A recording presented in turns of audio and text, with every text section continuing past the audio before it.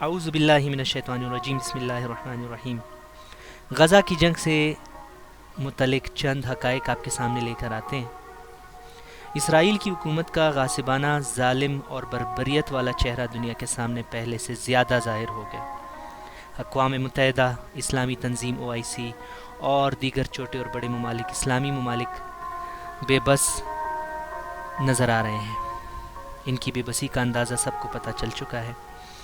جو قومیں انسانی حقوق کا چیمپئن اپنے آپ کو سمجھتی ہیں، ان کے ضمیر 25,000 فلسطینیوں کی شہادت کے باوجود بھی ابھی تک نہیں جاگے۔ ان اموات اور شہادتوں میں 70% بچے اور خواتین ہیں۔ اسرائیل جنگ بندی کی گزارشات کو نہیں مان رہا اور علاقے میں اپنی بدماشی اس کی چل رہی ہے۔ فلسطینیوں کی امداد کے راستے میں رکاوٹیں ڈال رہا ہے، فلسطینیوں کی امداد کو روک رہا ہے۔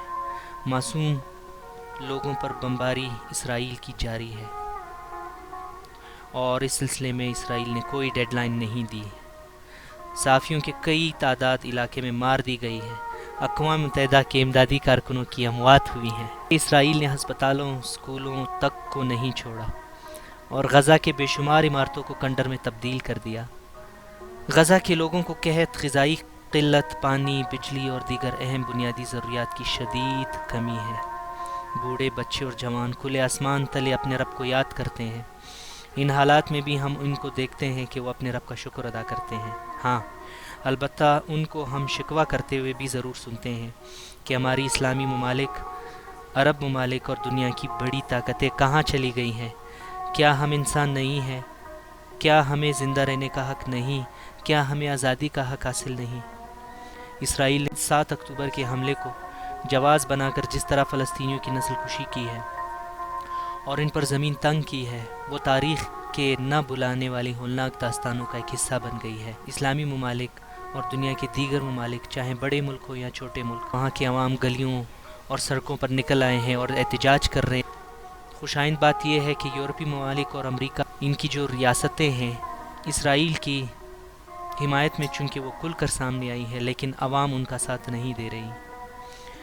کئی ایک مقامات پر اسرائیل کے بڑے بڑے برانڈز کا بائیکاٹ کیا جا چکا ہے، جس سے مختلف کمپنیاں جو اسرائیل سے بالواسطہ یا بلا واسطہ تعلق رکھتی ہیں، ان کو کافی نقصان پہنچا ہے۔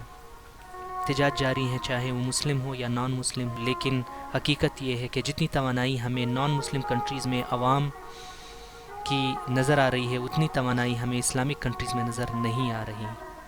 یہ شاید اس وجہ سے کہ ہم اسلامک ممالک آپس میں نا اتفاقی کی وجہ سے ایک تو بیک فٹ پہ آئے ہوئے ہیں، اور جو ہماری معاشی حالات ہیں ان کو مد نظر رکھتے ہوئے شاید ہم اس قابل نہیں ہیں کہ اپنے فلسطینی بھائیوں کی امداد کر سکیں۔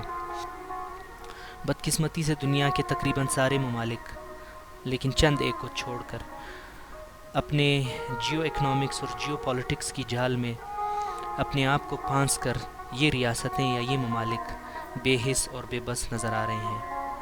یہودیوں تک نے احتجاجی مظاہرے جاری رکھے ہوئے ہیں کہ اسرائیل کے ظلم اور بربریت کو بند کیا جائے۔ وہ اسرائیل کو یہودی ریاست نہیں سمجھتے، وہ سمجھتے ہیں کہ یہ زائنسٹ ہیں اور ان کا ہم سے کوئی تعلق نہیں ہے، اور ان کو ظلم اور بربریت جو یہ لوگ کر رہے ہیں غزہ میں، فلسطین میں، یہ بند کرنی چاہیے۔ اسرائیلی حملوں کے 100 سے زیادہ دن ہو گئے، لیکن پتہ نہیں کہ اسرائیل اپنے 1200 لوگوں کا بدلہ لینے کے لیے انسانیت کے دائرے سے کتنا آگے نکلے گا۔ خدشہ یہ ہے کہ اگر یہ سلسلہ بند نہیں ہوا تو مشرق وسطیٰ سمیت پوری دنیا کو اسرائیل کی یہ بربریت اور جارحیت اپنے لپیٹ میں لے گی۔ امریکہ کی فوجی اور مالی امداد سے تنازع مزید طول پکڑ رہا ہے اور پکڑے گا۔ اسرائیل اپنی جارحیت جاری رکھنے کا ارادہ ابھی بھی رکھتا ہے اور مستقبل میں اس کا یہ ارادہ ختم ہوتا ہوا نظر نہیں آ رہا۔ اسلامی ممالک کے لیے یہ شرمندگی کا مقام ہے کہ ساؤتھ افریقہ، جسے ہم جنوبی افریقہ کہتے ہیں، اس ملک نے سامنے آ کر اسرائیل کے خلاف عالمی عدالت میں مقدمہ دائر کیا اور اس کی سنوائی بھی اب شروع ہو چکی ہے۔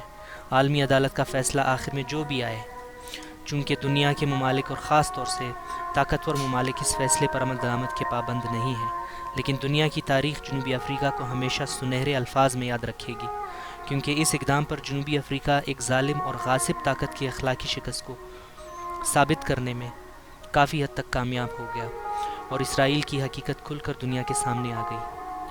اللہ تعالیٰ سے دعا ہے کہ امن و سلامتی قائم رہے اور ہمیں علم کی دولت سے مالا مال فرمائے، اور ہمارے علم کو انسانوں کے لیے مفید بنائے، آمین۔